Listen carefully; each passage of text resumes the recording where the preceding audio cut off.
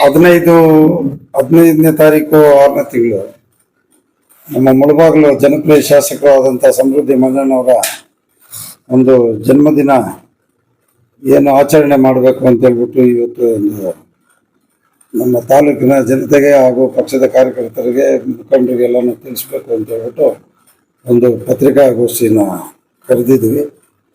ಇವತ್ತಿನ ದಿನ ಪತ್ರಿಕಾಗೋಷ್ಠಿಗೆ ಎಲ್ಲ ನಮ್ಮ ವೇದಿಕೆ ಮೇಲೆ ಇರ್ತಕ್ಕಂಥ ನಮ್ಮ ಎಲ್ಲ ಮುಖಂಡರಿಗೂ ಹಾಗೂ ನಮ್ಮ ಪ್ರಿಂಟ್ ಮೀಡಿಯಾ ಹಾಗೂ ದೃಷ್ಟಿ ಮೀಡಿಯಾ ಇಬ್ಬರಿಗೂ ನಾನು ಸ್ವಾಗತ ಕೊಡ್ತಾ ಇದ್ದೀನಿ.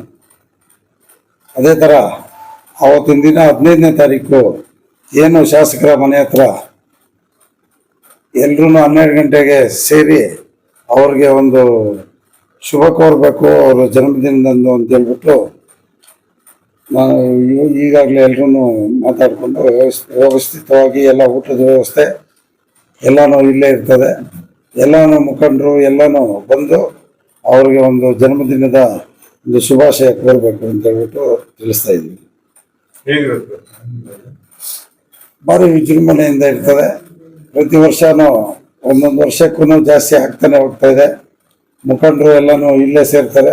ಸುಮಾರು ಒಂದು 5-6 ಸಾವಿರ ಜನಕ್ಕೆ ಊಟದ ವ್ಯವಸ್ಥೆ ಇದು ಮಾಡ್ತಾ ಇದ್ದೀವಿ ಇಲ್ಲೇ ಎಲ್ಲನೂ ಮುಖಂಡರು ಎಲ್ಲನೂ ಸೇರಿ.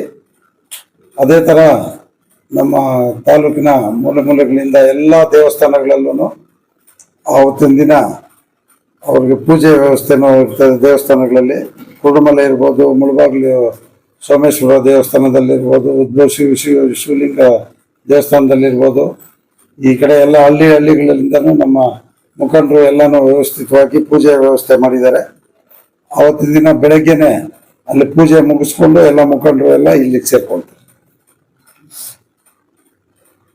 ತಾವು ಆವತ್ತಿನ ದಿನ ಇಲ್ಲೇ ಇದ್ದು ಎಲ್ಲ ಆ ಕಾರ್ಯಕ್ರಮ ಎಲ್ಲನೂ ಸೆರೆ ಹಿಡಿದು ಎಲ್ಲ ಊಟ ಮುಗಿಸ್ಕೊಂಡೇ ಹೋಗ್ಬೇಕು ಅಂತ ಹೇಳ್ಬಿಟ್ಟು ತಮ್ಮಲ್ಲಿ ಕೂಡ ನಾವು ಪ್ರಾರ್ಥನೆ ಮಾಡ್ತೇವೆ.